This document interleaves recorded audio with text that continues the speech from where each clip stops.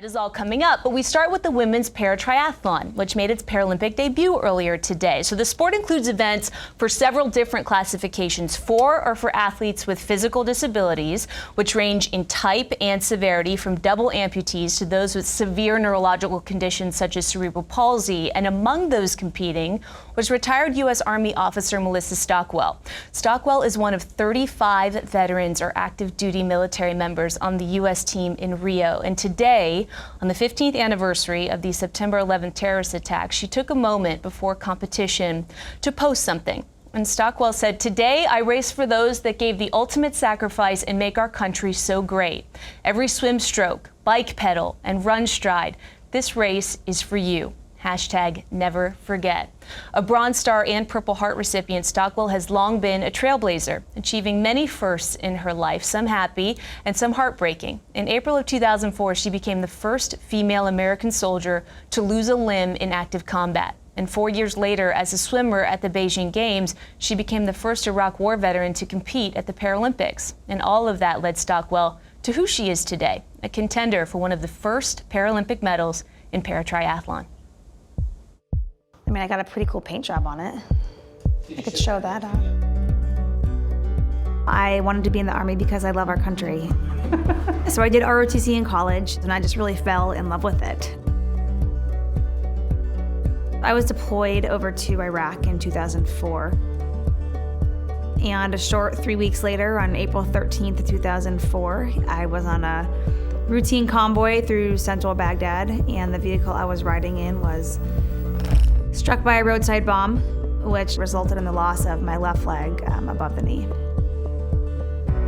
After I lost my leg, I did swimming as a form of rehab. And then learning of the U.S. Paralympics a few months after that, it was just an automatic dream. It was something that I wanted to make happen.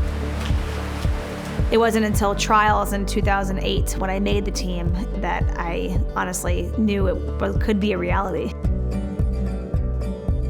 I went to the 2008 Paralympics in Beijing and I swam there. Athletically, my performance is not what I wanted it to be. I didn't have best times, I didn't make finals, and I was not on the podium. I came home with a participation medal.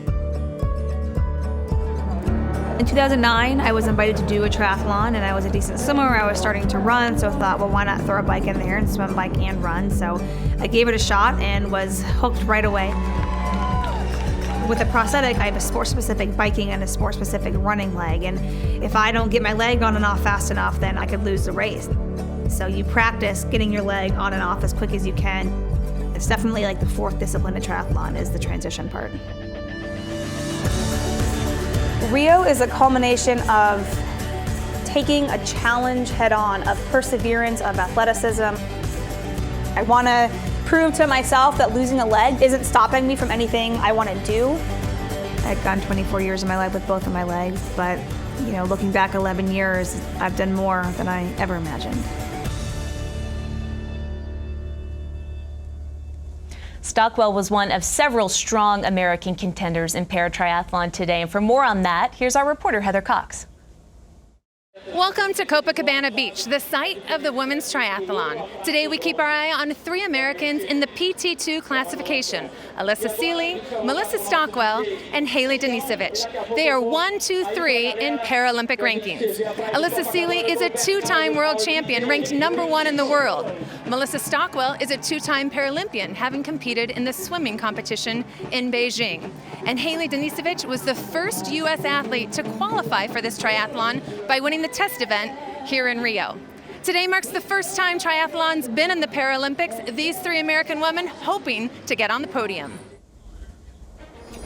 Heather, thank you. So the PT4 classification is where we begin, and it was Grace Norman who had the fastest swim leg but fell to second after the bike portion. However, she was able to regain her lead during the final leg. She became the first woman to win gold in the paratriathlon at the Games. An incredible moment, and she is not done yet. Tomorrow she switches from triathlon to track as she races in the T44 400 meters. And then later in the day, the women's PT2 event, and it was Melissa Stockwell who was the first out of the water and entering the bike portion in the league, and she was followed by her countrywoman Alyssa Seeley, who was in second place at the time. Such a strong squad. Another American, Haley Denisovich, was in 5th place, and Danisevich took the lead in the second leg. Her other U.S. entrants following closely behind, though.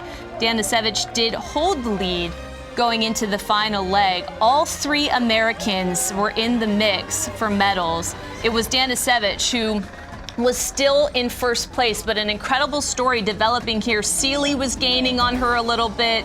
Seeley crossed the line in 1st place, winning gold. And then she would wait to see if the U.S. could make it a full sweep. Danisevich would cross the line 2nd for silver, and Stockwell took bronze, the U.S. dominating the event. A wonderful moment. Heather Cox caught up with the medalists right afterwards. The Americans sweep the podium, gold, silver, and bronze. Congratulations to all of you. Now, Alyssa, you have been on quite an incredible journey, but just how significant is it to know that your name will now forever be in the record books as the one that won gold in the first Paralympic triathlon? Oh my God, it's amazing. It's been a crazy 4 years of hard work, ups and downs, and to finish at the top of the podium with our national anthem being played, with my 2 teammates standing next to me, it's going to be the most amazing feeling I've ever had. And Alyssa, you dominated the run. How did you create so much separation in that final leg? I knew coming off the bike that I had a lot of work to do. I'm a runner at heart. It is my strength. It's my soul. And I just put my head down and I gave it everything I had. When it hurt, I pushed harder. And when I passed her, I expected her to stay right with me. And so I just kept pushing. And I'm so incredibly excited with how well that went. And now time to recover because you run the 200 tomorrow morning. Now, Haley, a podium sweep, as we mentioned, for the Americans. How did being surrounded by your teammates fuel you in this race? Oh my gosh, this was by far the most exciting race that I've ever been a part of. Coming right out of the swim, all 3 of us were kind of right there, and it stayed that way for the rest of the race. There's no 2 other people in the world that I would rather share this journey with than these 2 right here. And I just can't wait to stand on the podium with them. And Melissa, certainly, a very special day that's so much more about winning a medal.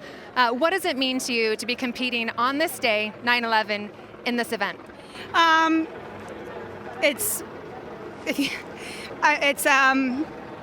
To be on the race course wearing a USA uniform with my teammates on a day that changed the world and to come across the finish line.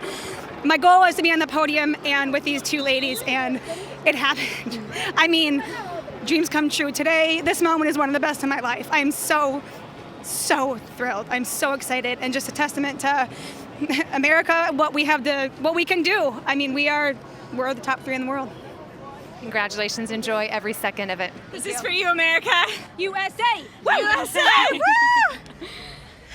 Gives you chills. A decorated day for the U.S. at Copacabana Beach as the Americans take home a total of 4 medals in women's paratriathlon. When we return, we're going to have medals on the line in track and field, so stay with us. We're coming back right after this.